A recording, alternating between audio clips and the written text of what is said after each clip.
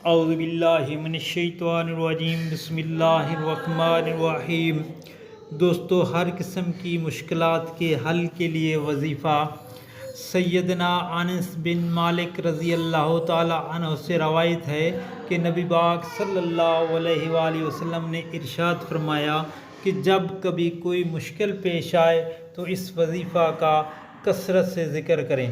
दोस्तों, जब कोई परेशानी, दुख या मुसीबत या कोई ऐसी बीमारी हो तो इस वजीफ़ा का आप कसरत से ज़िक्र करें। अल्लाह पाक रहम फरमाएंगे और उस परेशानी से आपको निजात दिलाएंगे। और वो वजीफ़ा ये है, औज़ु बिल्लाहि मिनश्शैतानिर्रजीम बिस्मिल्लाहिर्रहमानिर्रहीम।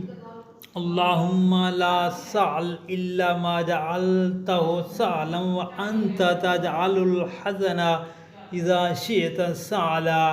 ए अल्लाह, कोई काम आसान नहीं है मगर वो जिसे तू आसान कर दे, और तू मुश्किल काम जब चाहे आसान कर देता है।